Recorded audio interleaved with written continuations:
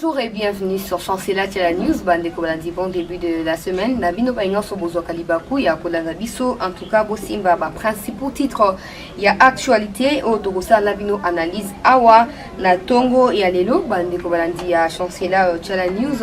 L'état de siège décrété par le chef de l'État à l'est du pays afin de lutter contre l'insécurité et de rétablir l'ordre public mais surtout la paix pour nos compatriotes des provinces de l'Est. On va en parler avec l'article en tout cas où la constitution en Bokanabiso où ils ont autorisé mesures ya boena au cas où adversaire siéger territoire nabino au cas où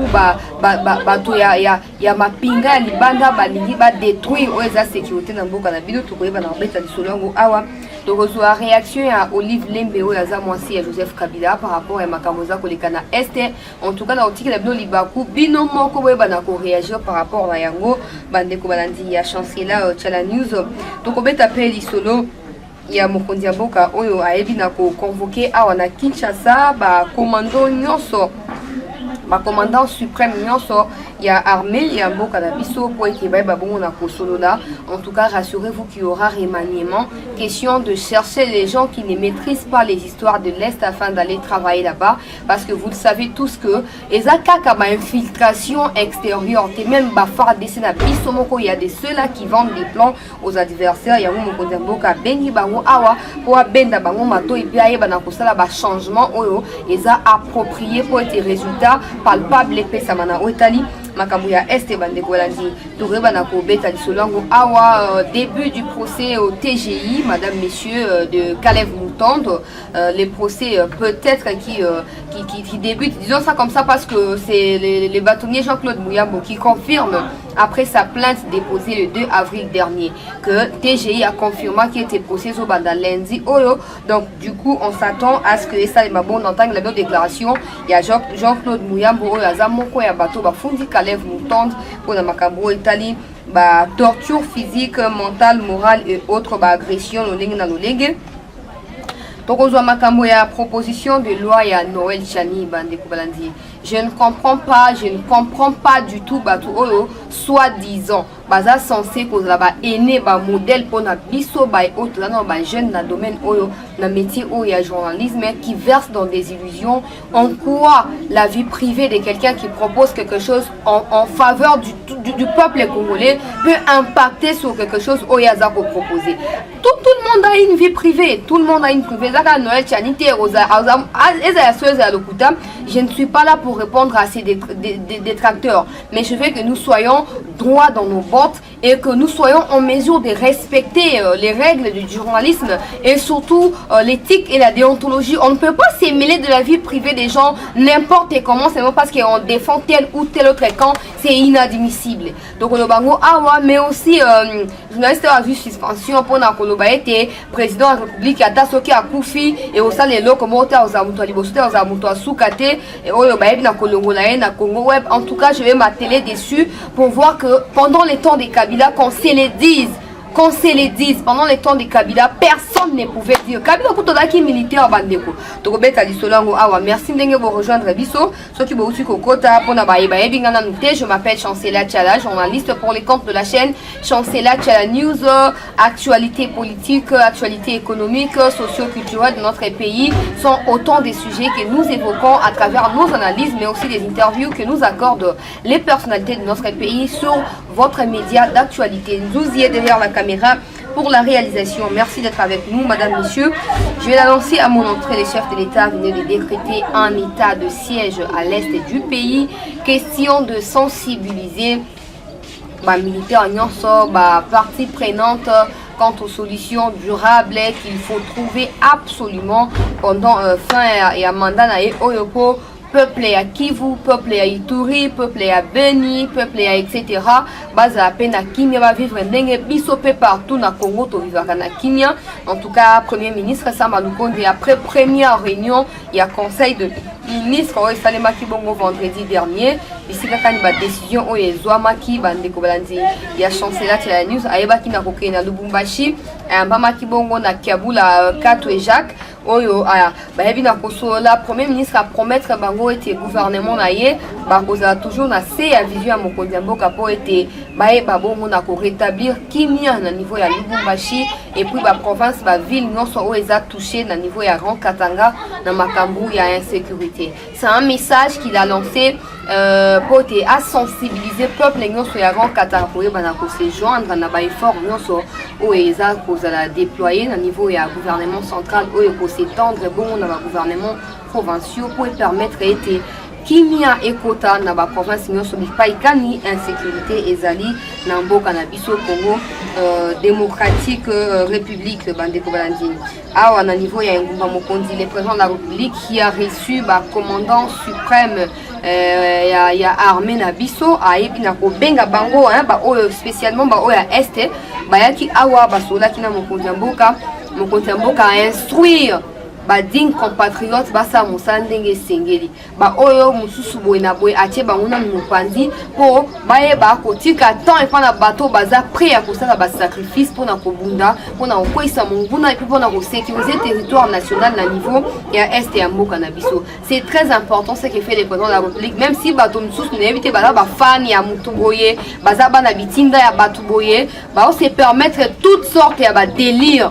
Donc on se rejoue etando ike bolobi bon voilà mokile bandi awa mokile suki awa na sala o na lingi bo na mutu moko a réagir na Twitter aza ancien ministre na gouvernement sortant oyo alobi non moi na mwasi ya sanga musala ne malamu soki invité na ye azaki faible eza problème na été invité na qui faible par rapport à quoi? L'invité n'est pas le porte-parole du chef de l'État, l'invité n'est pas le porte-parole du gouvernement là où se prend les décisions importantes bandeko balandi pour se faire comprendre moi ni avant batom susu balaki ka ba figurant même na tant comme on est à tes postes ya zaki nango to tikali comme on a mobilisation moko to tikali comme on est loko moko te ko salema en plus au singa IGF à l'endroit ba ministère ya bongo bino mo gagner Félix ne la zui balo Félix Kao bona bino bo gagner nini bino bato bo tia minoko choko bo gagner nini na okot na likambo na muzindo bo ko gagner nini bino bo gagner nini to lingana. Il n'y a qu'au moment où Félix est président, pendant que Félix est né bateau nyonso na bateau bazaba bourrique, na bateau bazaba vaut rien pour la société congolaise, bah se permettre ba délire ya sorte nyonso comme na kosaka ba déclaration, oh ceux qui faiblesse est invité, jeunesse n'a pas de problème, n'importe quoi. Cet invité-là n'est pas le porte-parole du chef de l'État qui est censé répondre aux questions qui touchent à la personnalité du chef de l'État ou tout simplement à l'institution chef de l'État comme c'est l'institution République. C'est quoi? Tu comprends sous thé. Donc à présent, les journalistes étaient na mandat nangai, bako réprimer mututé na mandat nangai. Donc bosa na bino nyonso bolingi olala ki na wese obimi olamuki ozifufo bwaki kuno panzi osali o nyonso lingi loka baso bakangi bino o dictature so bakangi bino o boena boye so bakangi bino boena boye. C'est quoi ça finalement?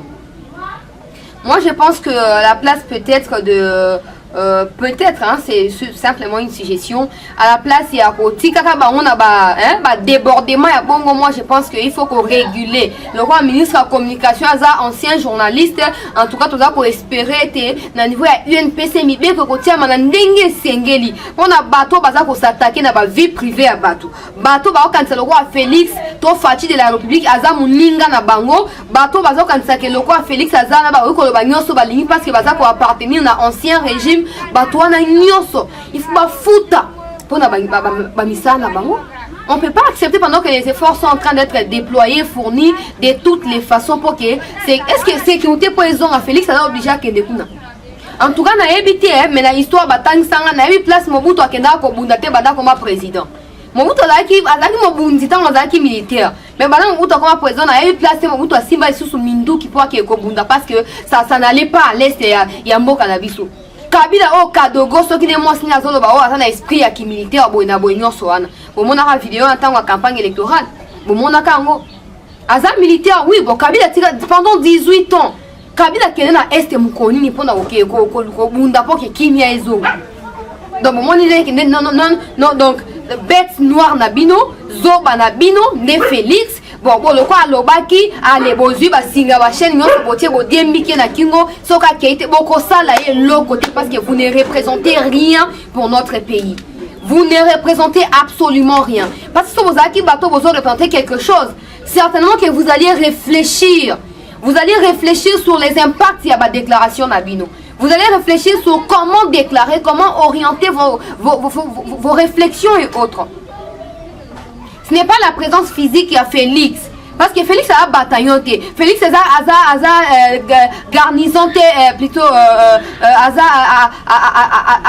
camp militaire. Félix a armée pour soi qui tue une maman qui met aux ongles. Hein? Tout c'est respecté, s'il vous plaît. Tout c'est respecté. Bah effort non soit ça vous a déployé au niveau national awa. Ndenge ba bengi ba commandant suprême ba ya ki ya armée. Mokonzi mboka solina bango nazo expliquer non kala mingi état de siège au ennemi koloba. Pour comprendre que c'est la première fois na Congo bana makambo ya est banda boyoka que état de siège ezwami bipa ikani ba administration civile et cause la remplacer na ba administration militaire partout au TDG moni ni bona bo nyonso comme ba militaire comme ça to yeba so ki nani azanani et nous espérons que crédibilité na kati ya processus il y a lutte oyo et cause la garantie pour les attaques que non ba o ba oti ki chassa baza trahi na ba o baza ki sur terrain ba o baza sur terrain ba sali boye bona boye to linko yo kango te. J'espère bien que le président a bendi makutu na bango pour ba sosola importance o mokonzi mboka za ko pesa na makoki nyonso za ko tia pona makambo ya sécurité na est ya mboka na biso. To linko yo kateki ono Rwanda akotaki o mutubo akotaki boye na boye en tout cas pona nga mokonzi mboka soki par mégarde et bimi que non mutubo ende a trahizaki groupe armé to pe ba stratégie ezwamaki noki en tout cas bolongo li bilamba ba soda bolati si est civil à contre la makala le roi civil le roi militaire mbamo comme ça deux peines on est pour aider à la corriger et puis bon veiller et atika la jamais kokima pour ba bazala ka bongo tango ba osama ka mabe wana ba yebite ke za acharnement tango ba zo yiba ba mbongo ba yebite ke za acharnement quand mu Félix a roba ke bon justice c'est ça musana ngo panto tele biso justice biso yeyo IGF nga yeyo wana za acharnement wana za ko luka ba problème ba règlement des comptes. Quand les autres oh bazo yibaka ba mbongo baza osaka makamba be bazala ki oh bazala Félix ala ki simple opposant. C'est que vous oubliez. Félix est qui simple opposant. Donc les commis oh boy en tout cas tout c'est respecté, tout c'est respecté. Président Soka Ligné Akena Est, moi je pense que à mon humble avis, kokendete, surtout dans nous je vais attention là kokendete. Peut-être ce qui le roi Batika Tabakiti, le roi état de siège et tiami. Ce qui résultat est palpable et qui met zongi à on aurait qu'on respecter après que misano salmi ok réussite tes alliés côté il faut continuer bonaboué mais la minute to lingité et il n'y a personne qui peut contraindre les chefs de l'État à Kende Kuna. Dans la constitution c'est prescrit nulle part. Ce qui a lobby mutoza mutute nzambe kutu ayoki mutukanda après limbisi mutu abongoli mutema. Bon Félix ne wa lobo lingibo kanga yango combien de promesses au Kabila lo barati a kokisa te botika ka ngona wa mitu na bilote. Pourquoi bongibo kanga ka ya Félix mitema mabe excès des ailes ya badaye tena benga mangu banani bato lo bazaki lo kwa ke no sotale madame openza ça comme ça ni malamu en tout cas azape mayele lelo on a même plus le temps ya koyeba qui est bon qui est mauvais qui fait quoi qui ne fait pas quoi parce que tout le monde Poizo a buzz, il faut aller à Kongo Félix. Tout le monde, Poizo a Lokumu, il faut aller à Kongo Félix. Et puis il faut voir, impulsivité à Zolo Banango. Et ça fait quoi? C'est quoi ça? Donc les gens ils pensent que Félix a un ninga na bango. Liberté d'expression, et ça y a un gouana. Tu vois, comme ça. Mon amboka Patrick Mouyaya. En tout cas, il faut qu'on régule ma cambouana nyoso. Journaliste, fanakwiti, dialéloliste, bonabwe moutna mkifaeba, limite na ye, droit na devoir na ye. Donc vous êtes tous en boka mon moutna mtasa nyonso alingi ala la muki alobi boye. En tout cas, c'est horrible. Bolanda qui mettre bondo. Dengazo alo bageza ba yuma eza ba kabila nyonso ba mériter prison. Bolanda qui ango. parce que souffrance so bango inculqué mentalement esprit à misère et à pauvreté na vie à peuple congolais impossible mon amuto s'épanouir muto aotia lokomoko liboso aotia musuna simana hésitation na doute alors bakaki a nandimite ke osimba po anini po ayebi ke soka tie moi été sinaye o kaka impôt eye o kaka taxe eye bon on place ke ndaka eye banité.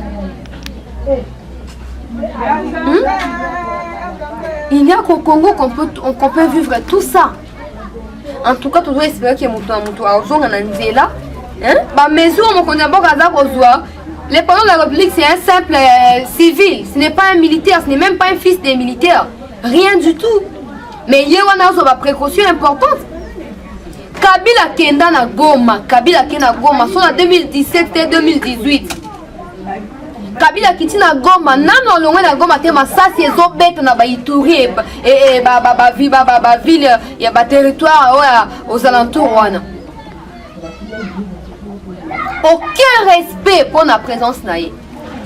Yeko tozaki militaire. Siko boningo ba kenon loka Félix alaki fois kende. Bino na banda kuna bino bolaka bana bino combien de fois bokokisa te.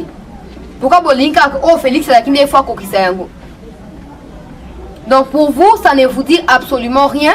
Bah effort nyonso mokonyabo kazako sala. Dans tous les cas, so bolinto yeba ke binone bolingi Congo koleka Félix, c'est aussi simple que ça. Soki $600, soki $400, au foot sur Kena Goma.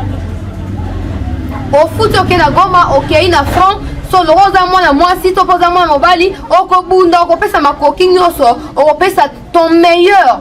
Ok, soit okoma histoire, soit baboma la martyr ya mboka Congo. Comme ça, peuple a retenir que oui, en tout cas, madame, tope messieurs, ana balinga qui pena mboka na biso. Lumumba a kufa soi-disant, entre parenthèses, pour la Congo. Le famille Lumumba zawa. Nana yebi famille Lumumba moko azowela ba ministère ndenge bino ko sala on a ba famille na bino na bana bino ba G o aza député à longo atiki suppléant mo na yake ministère bona boye etc. Moi na Lumumba nini tozo thèse wana que non Lumumba abunda pour na mboka entre parenthèses akufa pour na mboka le moi Lumumba nini aza récompensé pourquoi bolinga Félix des fois ça la yango akosa yango tepo asepelisa bino au moment opportun ndenge moko alobi yango apesi appel na bana ya Beni ayebisi bango bozala conscient, bozala sage, bozala souple, bozonga na bandako na bino. Motika ko se faire manipuler parce que bato ba manipuler bino, ba ko se retirer tant comme makambo ba balle na ba tuerie, bino ne mutu boko kufa. Il était clair et ouvert les chefs de l'État. Donc non déplaise ya bato nyonso ba kan sa question na lobi boende na ozwa base, so na lobi bato ba koye bangai, bo lo bati boko lemba. So ozana batem bo bato mutu ba bazem ba kobota na bango bo lo bati maman ko changer nango et loko moko te. Ba média o bo sala ko finga ka Félix ko kataka ba mangala ba impulsivité na ba émotion lamentable ça va faire quoi même si allez s'il mourait les pays vont continuer on sentit que mutumo wana haine à se transmettre les longinae il fallait que ça on a Kabila bon ça ironie le quoi que makambo ya est bandika siko le roi moni que Félix a eu une décision que bon na ko bunda pona makambo est bobi bon tika tozo asima ya makambo le poto banda ko bunisa qui d'entre vous était capable de s'élever devant dans un média ou sur un plateau et dire à Kabila que Kabila va à l'est va terminer la guerre à l'est qui était capable de le faire et pourquoi aujourd'hui vous voulez nous faire croire que vous êtes plus compatriotes que le premier fils du pays n'importe quoi. N'importe quoi. Le président, il est en train de faire ce qu'il a de mieux à faire et il est en train d'avancer petit à petit et nous espérons qu'avec l'aide de Dieu, avec les soutiens du peuple congolais, le président va réussir. Hier, quelqu'un de Goma m'a appelé pour m'informer, pour me dire que madame, botika kolanda ba information à l'okuta ba opesa bien na ba réseau kuna o batu ba kufi batu bazo kufa oui mais batu ba kufa qui il y a 4 ans passé il y a 5 ans passé batu ba kufa lelo madame Mutoa Kosabino le président actuel azosa Moussa makasi comme bozana idée bon de la carte pour le président et que makani soit aza kozwa et continuer ko sala melama sur terrain pour permettre que biso zo na kimia Mutoa Kosaote ayesinga kutwabi Goma o baza koloba Goma ba yebisa biso banda mbula nini banda mwa nini Goma mutu akufi susu te ba yebisa biso na ese ah papa mais on a tout besoin qu'on a oui c'est parce que biso les a tous doit comme information ba monsieur za nango lokuta monsieur pesa solo mais tant que bino mo bozo libaku ya kobet la soma solo nga so bozo permettre biso to yeba o eza ko sala makuna est-ce que ma botika ko mitungisa bo soutenir mon konzi mboka bo soutenir mon konzi mboka kala mingi te boko ka ke guerre na est sili on a essayé eza ma bonne deli ya biso ngo po bino pe boza bande ko na biso to uzane sengo ko mona ke bozo yemba bozo bina bo sali ba mas po kumisa nzambe po nini po kimi ezongi na est. Est-ce que vous tirez comme tout ça le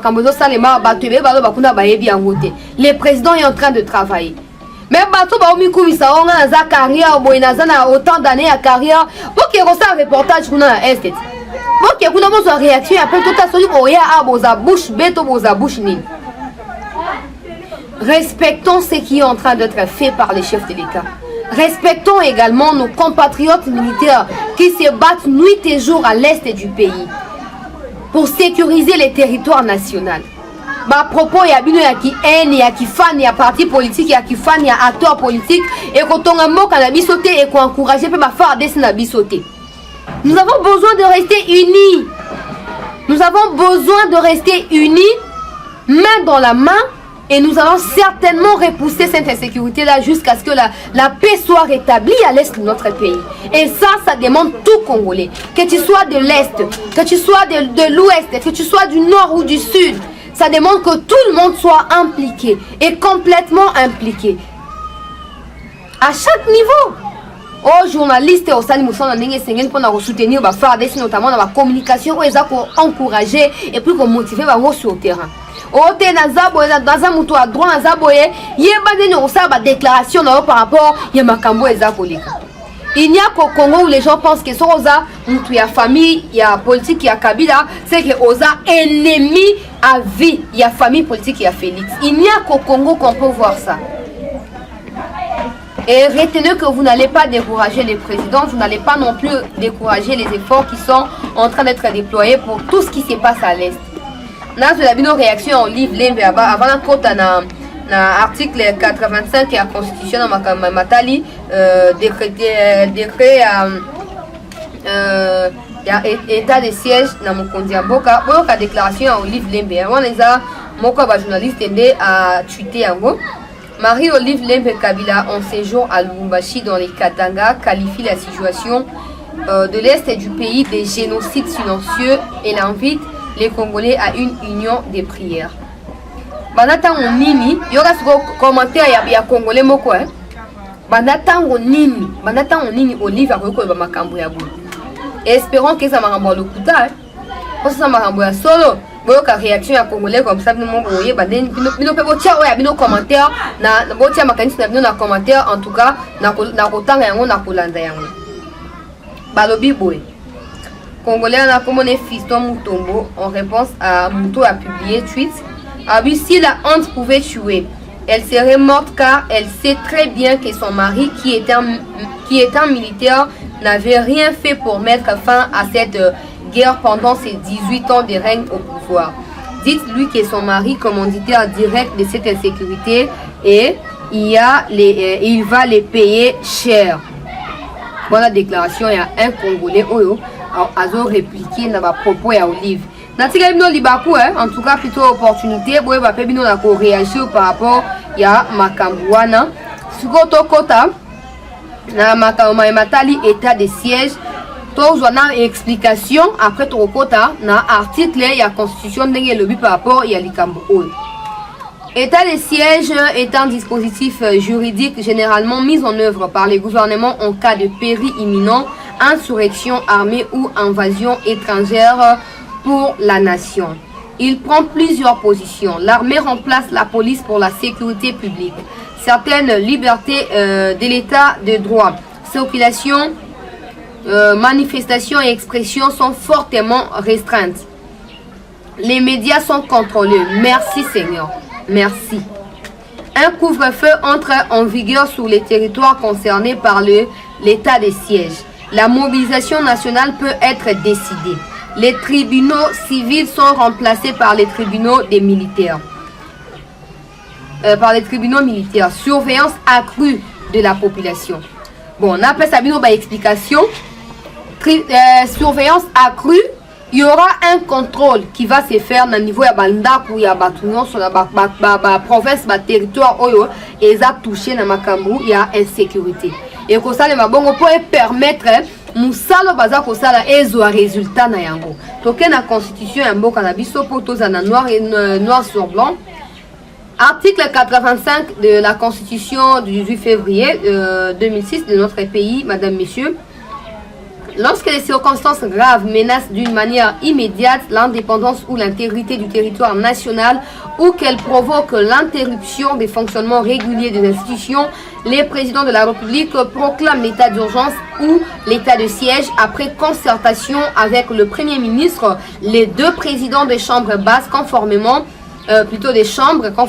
aux articles 144 et 145 de la présente Constitution. Il en informe la nation par un message.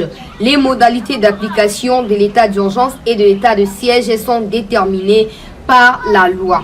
Waneza oyo, constitution mboka na biso eza koloba na makambo matali. État de siège. Token article 144, comme ça on va voir dengenini constitution eza coupé sa prérogative kuna. Vous en avez nos idées. 18 ans et à pouvoir. 18 ans et à pouvoir. Nous connaissons Kabila si a décrété état de siège, tout état d'urgence. Alors que yéne azam to liboso ko yesa bintu soki bintu wana ya Monisco que ndenge za boye il faut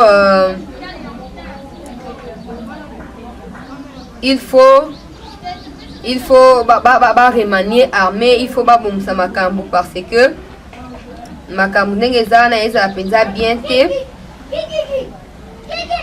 Il faut pas que ça armée na mulongo esika esengeli kozala et tout. Na bi oh. Donc ça armée esika esengeli kozala mais azaki wana atika ki kosala eloko moko te. Atika ki kobongisa eloko moko te mais kaka lelo nde amoni ke oui azwi libaku ya kosala nini ya kobongisa mboka na biso kosenga ke non il faut armée ezala restaurer, il faut makambo ezala boye na boye. Toboyi te mutu nyonso akopesa idée eza nango mabe te, idée ezala nango mabe te, mais après tokotala mokonzi ya mboka ye monde akotala soki akosalela baidée ya to akosalela yango te. C'est horrible. Bato baotiaka muno na ye o auti koloba o génocide soki silencieux soki nini yango wana. Pendant tous ces temps bazalaki wapi eloko nga na kamwande yango wana. Bozwaki libaku ya kobongisa, bozwaki libaku ya kosala eloko ya malamu, botikala kosala eloko te. Mais lelo bozala bino content ya koloba ke non Félix boye na boye. Bon, Félix a tiré nos libaku, Félix a tiré nos libaku pour le banding et bolingi. Mais en tout cas, nous espérons que toutes ces dispositions prises par le président de la République et qu'on permettre été mboka na biso ezonga na kimia bandeko na biso ya este ba vivre pe na kimia ndenge ba côté misu nyonso ezali et pour ne mokonzi mboka azui décision ya ke non, il faut pas permettre batuana o bazaki na este ba longa na este ba ya peut-être ba côté ya Katanga donc bato o ya banini. En tout cas même des titres au kenda na niveau ya kozwaka ba benga oni ba armée et étrangère pour la voya ko porter main forte na armée na biso ezaka pona nini parce que toza na bon côté. Tozana bomo côté natanga obutu totika komona te ke o makambo sa manenge sa le maboiza kite ordre soki pesami o babeta baboma bakobeta bakoboma on s'en fout so eza ba Rwandais to ba Burundi to banani to basaka makambo yango bon localiser kaka bango ndenge ba patrouille aérienne so sale mabanda ba chika ta bakiti wana bo localiser bango comme ça bo bombarder bango c'est tout tango bato ba kona bango bato batinda bango yoka ke bakufi. C'est fini par ça, on a posé au fur et à mesure, on a éliminer le peuple na bango moko.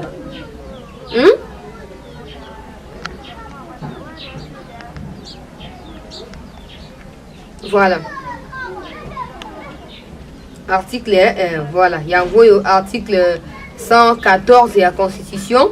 ndenge epesi mabongisi na ngwa soki bandeko bokozwa opportunité ya kotanga botanga mokonzi ya mboka ndenge fa kutana na ba président ya ba deux chambres notamment Sénat na Assemblée nationale pour na koyeba na kozwa ba décision na makambo matali sécurité au cas où besoin eza ko se présenter. Voilà. On a tanga on a lingala pour comprendre facilement.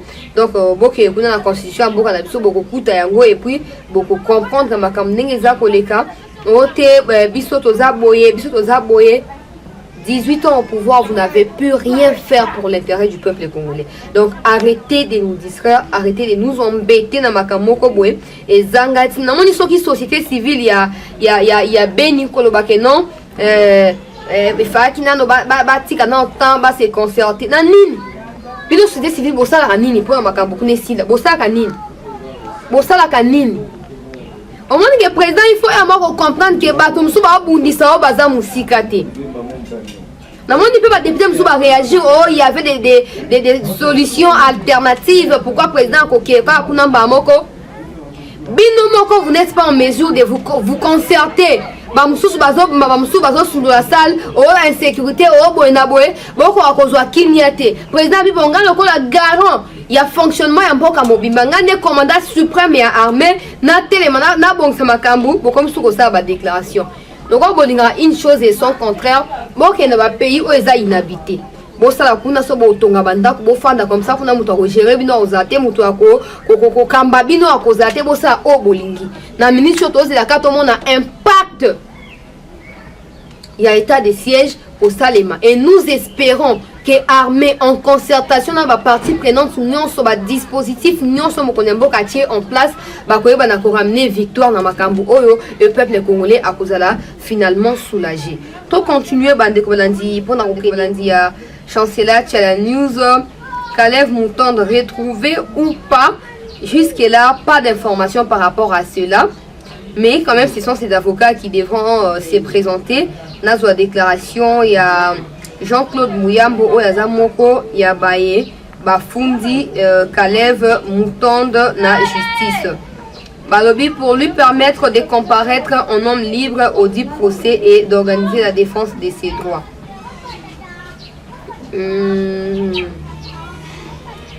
Sur ce qui concerne la demande des avocats de Kalev adressée au procureur général près la cour d'appel de Kinshasa-Gombe, conformément aux lois et à la jurisprudence, d'ordonner l'annulation du mandat d'amener et de l'avis de recherche lancé contre leurs clients, pour lui permettre de comparaître en homme libre au dit procès et d'organiser la défense des droits. Déclaré autrefois Jean-Claude Mouyambo qui dit la comédie et lui conseille de solliciter la couverture médiatique de son procès par notamment la télévision nationale. Certainement qu'il y a des révélations à faire d'une partie ou d'une autre, c'est-à-dire que bateau baza ko fundaye pour na torture physique, morale et autres baza na bosenga baza ko yebisaye baza ko senga yebisi Kalev senga procès à la médiatiser comme ça total makamni ndenge e kende kosuka. Boyo ka Jean-Claude Mouyambo. Je pense que c'est de la comédie. Si Kalev Moutonde ne se reproche de rien, il n'a qu'à se présenter devant le procureur général pour être entendu. Jusque-là, nous présumons qu'il est innocent. Si le procureur général dit qu'il est innocent, il va rentrer chez lui. Si par contre il estime qu'il a commis des crimes, des atrocités et des tortures, des traitements inhumains, je ne vois pas comment il va rentrer chez lui. Les procès ont toujours été publics. Je m'étonne qu'il demande encore un procès public. C'est que je peux conseiller à notre bourreau s'il peut solliciter les concours de la RTNC et des autres médias. On est à une déclaration. Il y a Jean-Claude Mouyambo qui a déposé plainte, renouvelé plainte le 2 avril dernier dans TGI. Il y a Gombe pour faire comparaître Kalev Moutonde pour Makambo et Afundi. En tout cas, Kalev jusque là, il est encore pas trouvable. On espère bien, on espère que Bariba n'a pas retrouvé ici mais pendant ce temps, quand même, ces avocats peuvent se présenter pour passer dans le procès wana ce qui est Bariba na Rosalima Ndenge Nini Bandekoladi. Il y a Chancela Tchala News. Et pour finir. Naïf Sabino ba disposition où ils a prise notamment dans Makambu. Il y a Poboy qui est Félix Tshisekedi président de la République aza komi pesa bo moina d'une façon ou d'une autre on a sécurité na est et mboka na biso.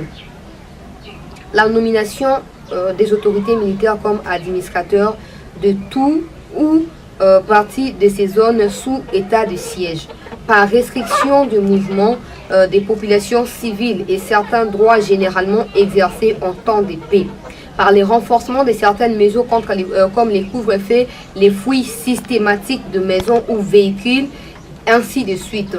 Les présidents de la République passent à la vitesse supérieure, madame, messieurs. Tout le monde a s'imaginer que tout le monde a fait une décision à bouer. Tout le monde a Makambo est allé proposition de loi à Noël Tchani.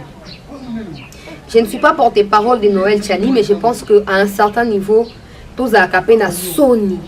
Il y a routier comme nous. Oui, madame. C'est vrai, c'est qu'on a respect, il y a cité. Par un moment, apprenons à nous respecter nous-mêmes. Jean-Claude Katendien a la déclaration à l'objet. Yépe azo soutenir proposition ya Noël Tchani soki bolingi bo kende ko fouiller na passé na ye bo bimisa makambo bo bimisa et talibino mais eza bassesse ya esprit na bino parce que vous n'êtes pas en mesure ya ko produire ba argument au Noël Tchani aza ko bimisa pour bo se confronter pour lumière et bima finalement na confrontation ya ba idée na bino. Mais batumsu ba fouti mbongo koto ba fouti koto po batumsu soit disant ba journaliste ceux qui ba journaliste ba dans ça makambo pata punya donc on sentit que les gens ils sont hyper motivés à nuire à l'image d'une personne. Si j'étais à la place de Noël Tchani, j'allais porter plainte pour atteinte à la vie privée. Ma femme ou mon mari ou quelque chose comme ça, ça reste les histoires privées. Les Congolais n'ont pas besoin de ça. Les Congolais n'ont pas besoin de ça. Au moins, bato balinga ba embrouiller vérité wana. Exact clair, maintenant ma constitution mboka na biso elobi comme ça tout soki bino mango ko lobe uti wapi pona mboko le kwa tozana poule tozana poubelle uta na okaluka uta na malueka uta na okabiaka mwanga uta na soki wapi yaka kota ndengo lingi ato uti Burundi ato uti Rwanda ato uti Zambie ou uti na Israël ou uti wapi yaka comme président de la République ndengo lingi. On en a marre. Notre pays mérite mieux que toutes ces bêtises là. Je ne défends pas Noël Tchani, je n'ai rien à voir avec sa famille ou ces histoires. Dans tout le cas, ça ne me concerne pas. Je ne peux pas offenser ou violer mon éthique et ma déontologie à cause de ces bêtises-là. Mais je vais seulement lire ce que dit la Constitution en ce qui concerne fonction et à président et à République. Comme ça, si vous avez ma casi, au lieu de plateau, vous aurez manipuler bango, je pense bien que vous avez intérêt à faire de votre mieux pour changer la Constitution dans l'article Nango, Article 71, 71 dans le temps, 73 dans le temps, après nous allons continuer au éthicali, il y a Constitution. Seuls peuvent se présenter au second tour les deux candidats qui ont recueilli, juste dans l'envie de vous donner les contextes, il y a ma la 71, qui ont recueilli le plus grand nombre de suffrages exprimés au premier tour. En cas de décès, d'empêchement ou de désistement de l'un ou de l'autre de ces deux candidats, le suivant se présente dans l'ordre de leur classement à l'issue du premier tour. Et déclaré élu au second tour, les candidats ayant recueilli la majorité de suffrages exprimés. Article 72. Nul ne peut être candidat à l'élection du président de la République s'il ne remplit les conditions ci-après. 1. Posséder la nationalité congolaise d'origine.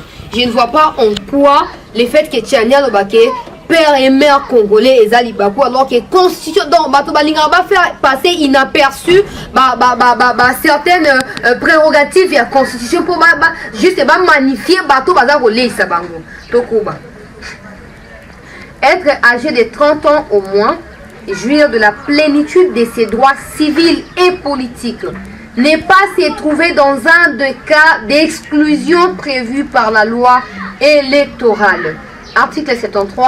Les scrutins pour l'élection du président de la République est convoqué par la Commission électorale nationale indépendante 90 jours, soit 3 mois avant l'expiration du mandat du président de la République en exercice. Exact clair dans l'article 72 awa. On connaît qu'on a présenté sur les Congolais de père et de mère. À tous les multimillionnaires, à tous les nani, sur les Congolais na mboka msusu Congolais ko ba kuna moni ba kumisa na ba réseaux sociaux o soki bogo soki nini wana Congolais qui na Liban te a postulé Congolais qui na Israël te pas ba juif a postulé alors que ceux qui wa pité a postulé te mais seulement au Congo on a que biso na biso za prêt à komi bomana poto tika esika na muto aza étranger makambo nyonso il faut ici là. Moi, je pense même que s'il faut réviser la constitution pour des l'eau comme ça, hyper verrouillé. Et ça, les bongo, comme ça, l'autre, ceux qui les nous, les médias, le bingo, sur ligne, mais on changer l'eau comme monter parce que malheureusement, ça a locaux là, moi, je suis pas dans mon Congolais, bata, et vous savez, les locaux, mon côté. Donc, bon, si la côte discret, abisso,